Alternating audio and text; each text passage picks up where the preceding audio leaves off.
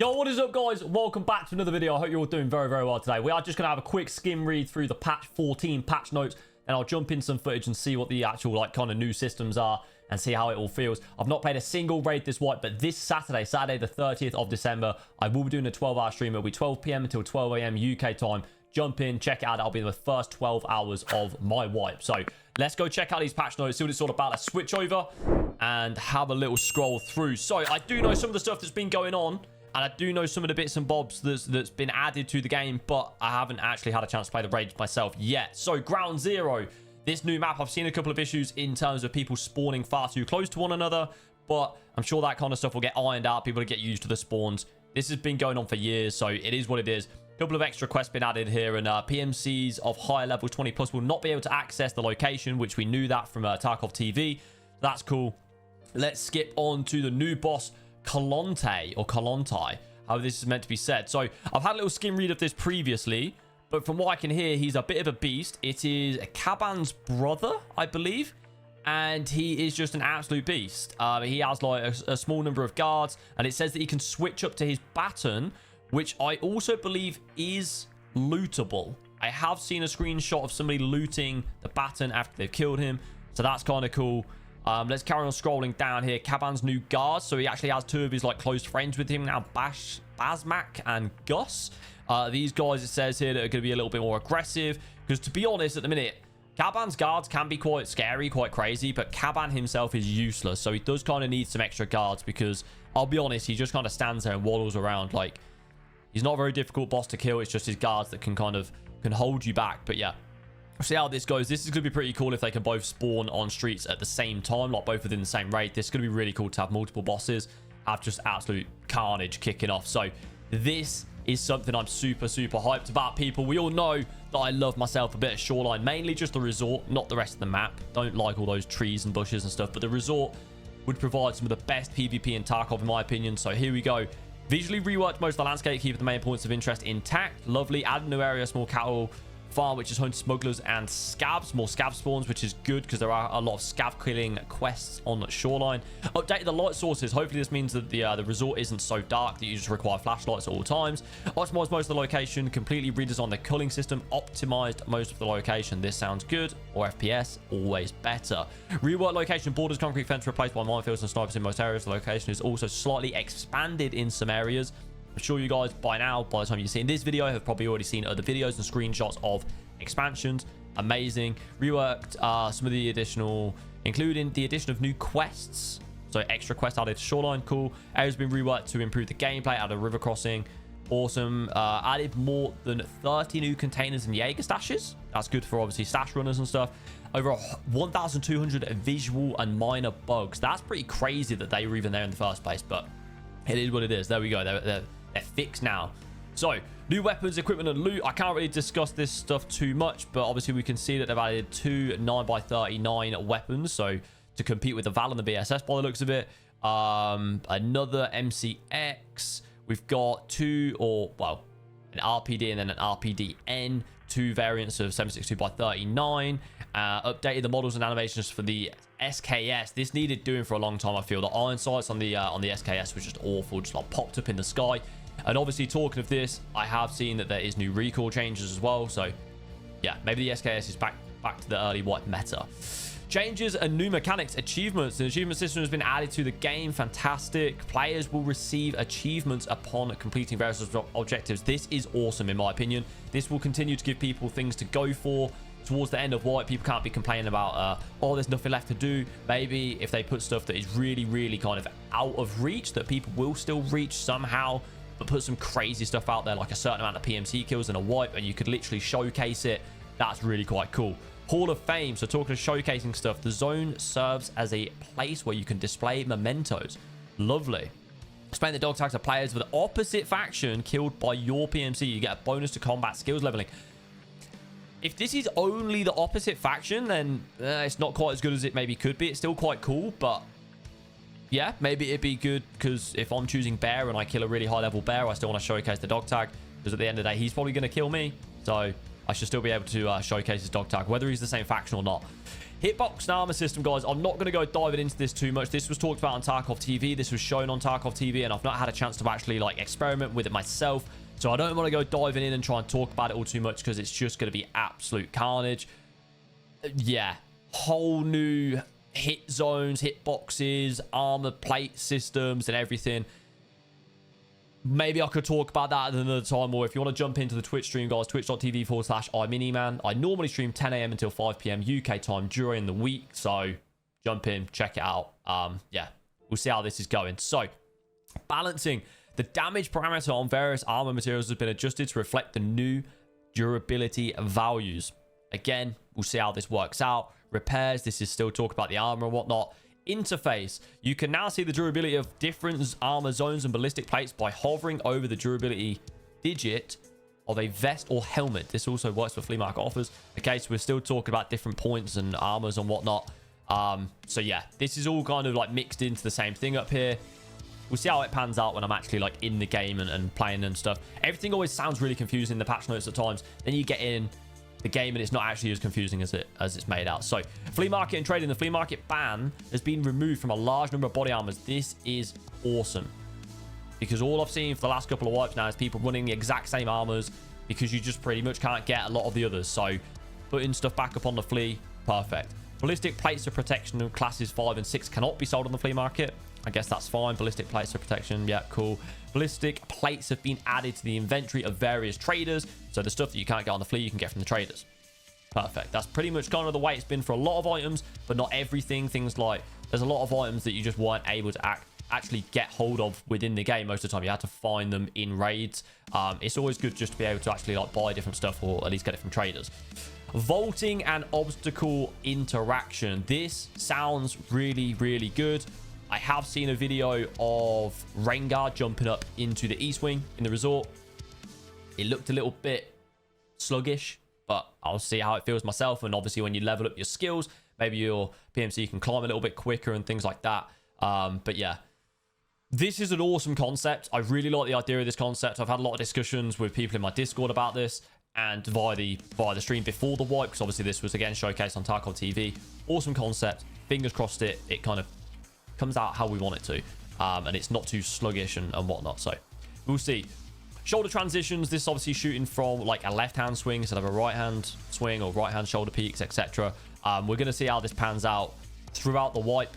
It's going to be tough even if I tried to go into a quick raid now and do this. It's going to be weird. Skills are going to be low level, weapon recoil is going to be low and things like that. So I'll see how this pans out throughout the wipe and see how I can try and reprogram my brain. For anyone that's watched all of my other videos, my raid talk throughs, I always talk about the right hand peak, right hand swing, right hand leans, this, that, and the other. Everything's right hand. And now I've got to try and implement the left hand. So we'll see how this goes. Fingers crossed, it's all good. Control settings, so everything's been reset. And it's talking about the shoulder transition, the vaulting mechanics. So yeah, make sure that you're key binding everything back to where it needs to be.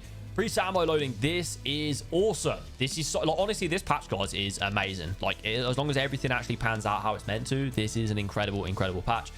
Top loading and things like that with your mags. It's going to save so much time when you're in your stash and you're like, right, I want to run a BP gun, like 7.62x39. I want to put some BP. But I don't want to use all my BP because I can't get enough of it. So I want to put some, like, PS in the bottom of it or whatnot. Now you can do this and have it all preset ready, so you just like bang, bang, bang, and it does it itself. So this is awesome. Good change, BSG. New recoil mechanics. I've not had a chance to try these yet myself, but again, amazing from what I've seen. Recoil looks awesome. Pretty much makes every gun a laser, but I would rather be able to do this than shoot a weapon. It just bounces up into the sky, and it basically makes majority of the weapons unusable in the game. By having this, like this new recoil mechanics in the game, you're going to have a lot more weapons being used now. So perfect. Light cube services, these things sound pretty cool. I don't really know how they're going to pan out, and again, I'm not really going to be able to test it until I'm like further into the game and I've unlocked it, but these sound pretty cool. The sacred amulet service, Lightkeeper gives the character the item the sacred amulet while the character is wearing the amulet. All cultists on all locations do not attack you unless provoked. This is kind of cool, man. This is kind of cool. Rogue support, there's different like support things. Rogues will not attack the player who ordered the service. This is cool when you've got to go to the water treatment plant, especially for someone like me that normally runs bear. That's going to be lovely. And Zerachi support service. When a player buys service in that raid, Zerachi will support the player by firing at the targets the player is attacking. This is all pretty cool, man. I like this. I like this. Like little tweaks and changes within the game. Awesome. Weapon rack. I never really used this in the previous one. I kind of just used it for random storage. So awesome. Cool.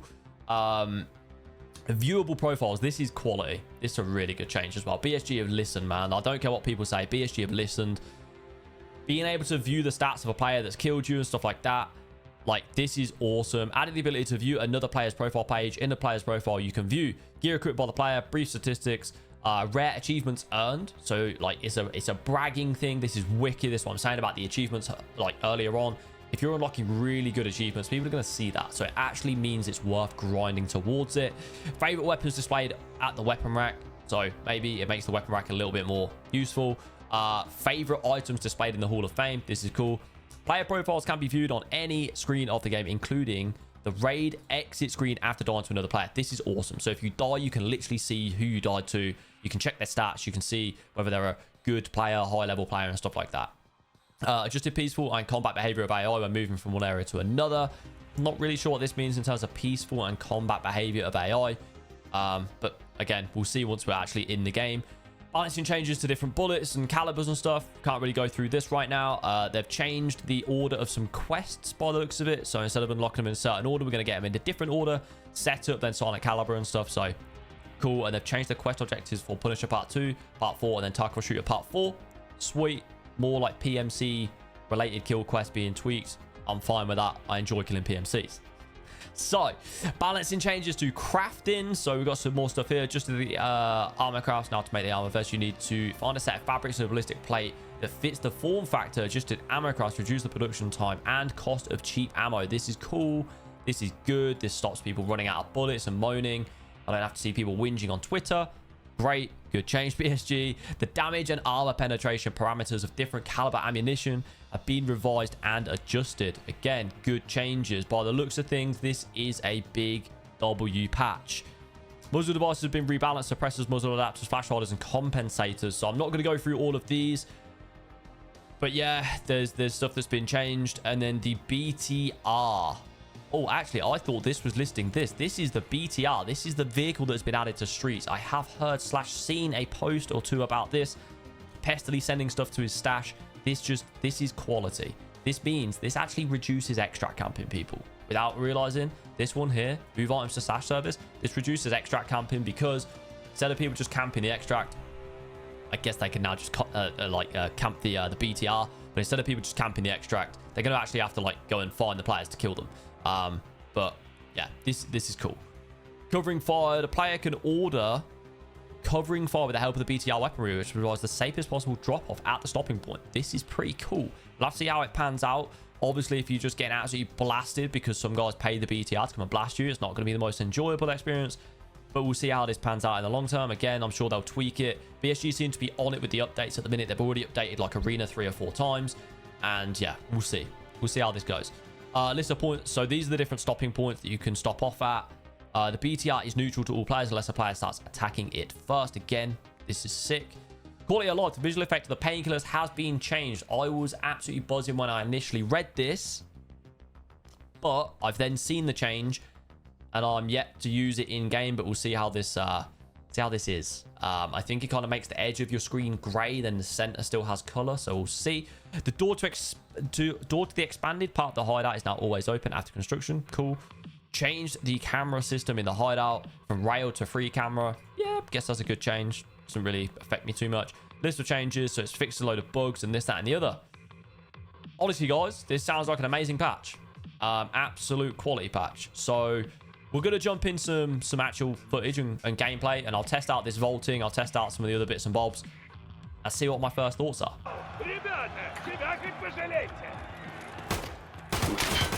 Oh my god, what? Yeah, I just tried to shoot this guy and my gun didn't move. Holy shit, it could barely move on us. Dude, there's no recoil.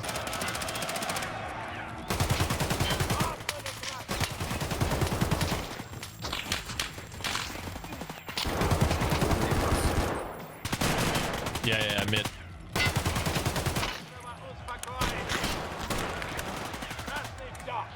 And that's one. Dude, this recoil is insane. Bro, there's no recoil.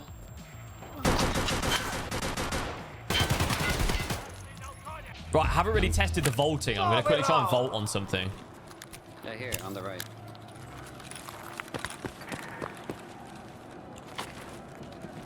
Can you shoot mid-vault? No. Okay, I mean, the vaulting's not... It is what it is. I guess it may even change. So vaulting up them stairs is a bit fucked. So, guys, I've quickly just done my first match on Arena since these new changes because I didn't realize that the changes were implemented in Arena and the main game. The recoil, you would have just seen my reaction. Holy, everything's a laser. Like, this, genuinely, this has needed to happen for a long, long time. I would rather guns be lasers and therefore have, like, everything available to be used instead of trying to shoot somebody and I'm just shooting clouds in the ceiling and all sorts. Like, oh my. The vaulting is also kind of cool. Maybe it'll change. I literally vaulted on like 2 or 3 things. I don't know how often I'll use it. Maybe a couple of bits on interchange where you normally run straight into it and you kind of like push yourself across. Now you just have got to vault over it. Vaulting seems kind of cool. Maybe not as crazy as I was first expecting, but it is what it is. Vaulting, whatever. The real cool changes have genuinely made me so happy though, guys. If you have enjoyed the video, like, comment, sub to the channel. That'd genuinely be amazing. We are pushing that YouTube partner. Come check out the stream on Saturday as well. 12 till 12. 12-hour stream. Let's do this. Peace.